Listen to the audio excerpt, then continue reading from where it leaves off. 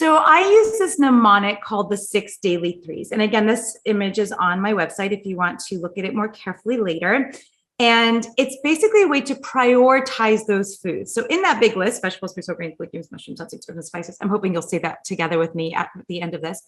What do we prioritize?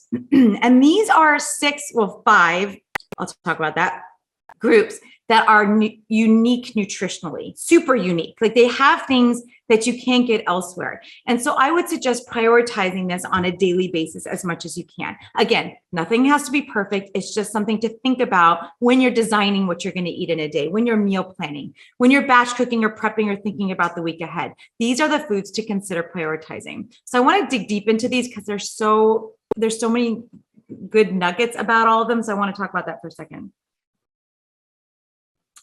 So those crucifers, leafy greens and crucifers, I've updated this slide, but it's not here. It's on my website, but I'll talk about it. I've lumped leafy greens and cruciferous vegetables together. They are, because a lot of them overlap. They are so extraordinary. And if you have to choose, they're probably the most health promoting food group. They offer the most nutritional bang for your caloric buck.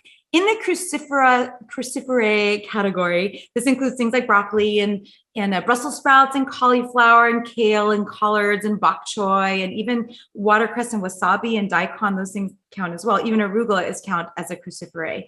And in the leafy category, it's most of those, but also things like lettuce. Lettuce is really nutritious. People throw garnish, but lettuce is really actually healthy. Even like romaine and the lighter lettuces, really healthy. Beet greens, also spinach, fresh herbs count as leafy greens as well.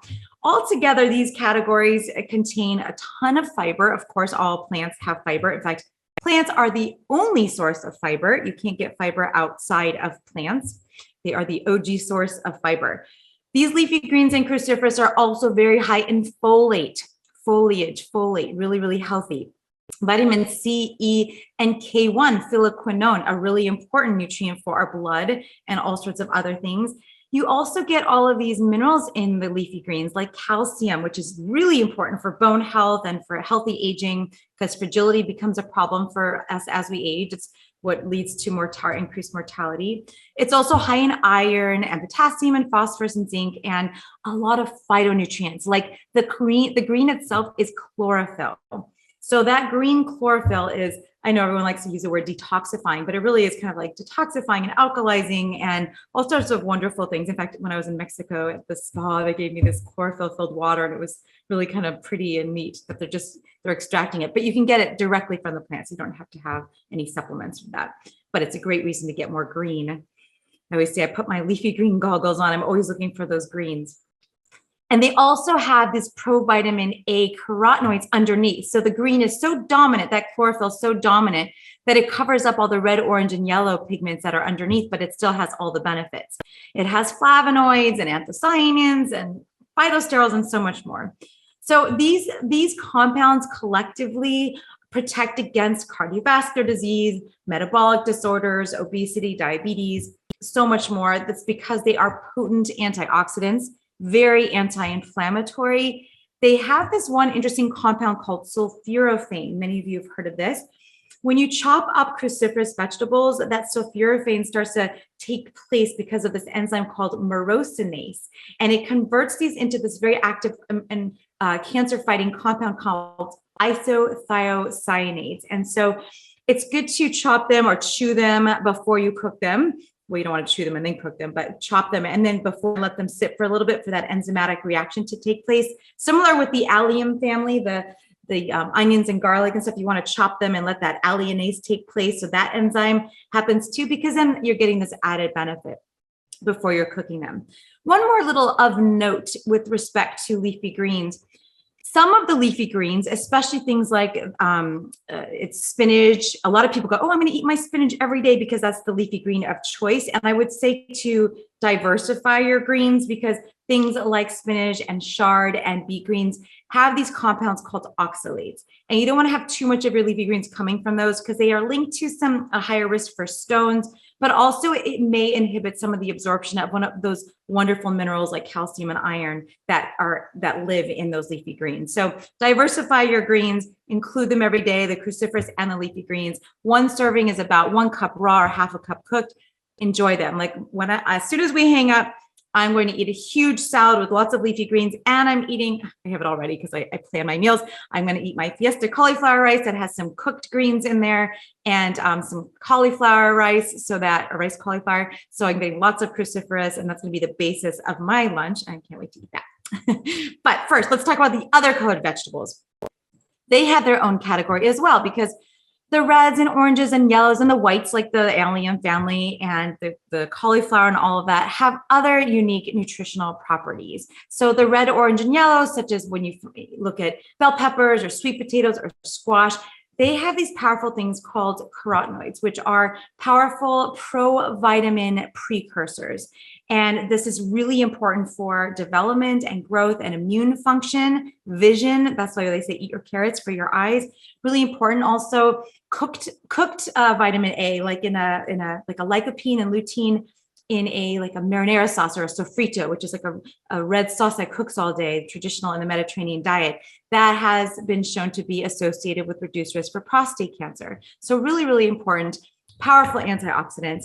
And then the white vegetables, like in the allium family, super healthy organosulfur compounds and polyphenols are antihypertensive, anti-inflammatory, anti-thrombotic. So reducing your risk for a thrombi in your bloodstream, really important to avoid strokes and stuff like that. And also some anti-cancer properties. So you want to consider eating these every day. Also the blue, purple, and deep red shades like eggplant and cabbage, beets, purple potatoes, purple corn. These things have that dominant blue purple color are from anthocyanins, which again are associated with attenuating obesity and inflammation and all of those things, helping improve gut microbiome. Super important. The gut microbiome is extraordinarily important. I'm sure you've heard about this. The research, I feel like, is at the tip of the iceberg of what we're uncovering with how powerful those bacteria that live in your gut are. I've heard the numbers have switched a little, but I've heard that it's about 10 times the amount of bacteria that our bodies are made of versus our own cells. So we are more bacteria than we are human, which is a weird thought. But you want happy bacteria, you want a happy microbiome, and you get that by eating fiber and prebiotics and all of these nutritious vegetables and fruits that feed the healthy bacteria, which will then get rid of the unhealthy bacteria and will help support your immune function, your cardiovascular function. Basically, we're finding out all this information about the microbiome that's really super important across the board. Then there's a category of fruits. So fruits is about one serving would be about one medium piece or 1 cup. And of course, there's a wide variety of fruits. Berries are incredibly nutritious, all the blueberries and blackberries and raspberries and strawberries and cranberries and currants, all of those. They're really antioxidant rich as well. They've got all these bioactive compounds and tannins and vitamin C, and they act again as anti-inflammatory and reduce your risk for chronic disease. Then there's the citrus fruits like grapefruits, lemons, limes, oranges, and those have their the bitter taste, but they're really good for their vitamin C and the fiber and B vitamins as well. Then there's stone fruits like apricots and cherries coming into season soon, peaches, nectarines, and plums. And these also have anthocyanins depending on their colors, but other phenolic compounds. And then there's the tropical fruits, which happen to be my favorite. Pineapples and papaya and bananas are included in this category. Jackfruit, mangosteen, durian, for those of you that like durian. I'm not one of those fans, but there's all sorts of wonderful tropical exotic fruits that offer unique properties as well. And they add so much diversity to your diet. Then there's the palms or the tree fruits like apples and pears, the staple fruits, if you will. They're usually available most of the year. I'm a little spoiled because I live in Los Angeles and we have access to a lot of fresh produce throughout the year, but I know it's not the case everywhere. But then there's melons as well. So melons are another world of fruits that you can incorporate into your diet. And then there's those nuts and seeds again. So I just want to dig in a little bit on why nuts and seeds are unique nutritionally speaking. They are unique sources of different types of fiber. They have some wonderful amino acids. Everyone's always chasing protein, which we don't need to do on a plant-based diet, but you get them a lot of the amino acids, especially in nuts and seeds and legumes, which we'll talk about next. But they also are high in vitamin E and K and folate, and all of those minerals like calcium and copper and iron and magnesium and zinc, which is important. Certain nuts like Brazil nuts are high in selenium, which is an important mineral as well. Certain things like flax seeds, hemp seeds, chia seeds happen to be high, and walnuts happen to be high in omega-3 fatty acids, which we'll talk about a little later. There's also things like lignans and ellagic acid that are unique to nuts and seeds. So that's why I incorporate them as a unique category that should be consumed every day. So again, the literature seems to end up on 1 to 2 ounces or 30 to 40 grams a day. It's about quarter cup or half cup. For those of you, and I have a lot of clients that are trying to lose weight or have problems like, not overeating nuts and seeds. They're so easy to overeat, especially now that you don't have to actually crack a shell. They're just in bags where you can just grab them. That can be risky for some people that have that tendency. So what I have my clients do, and a delicious way to incorporate them, is to blend them up into a dressing or a sauce and that's what I have over there. I've got a ranch dressing base I have a mix of nuts and seeds in there as the base. And that's going to help you absorb the fat soluble nutrients in the vegetables that you're eating it over. And it will help you avoid overeating them. So you could just measure them out and then put them away. Some people that can't even have them at home, I have them just kind of crush them up and then stick them in the freezer. So it's not as exciting to take a spoon and eat them hand to mouth, but they are so important to incorporate. So even if you tend to have that issue, get them raw and measure them out. And they're really important as part of a healthy diet.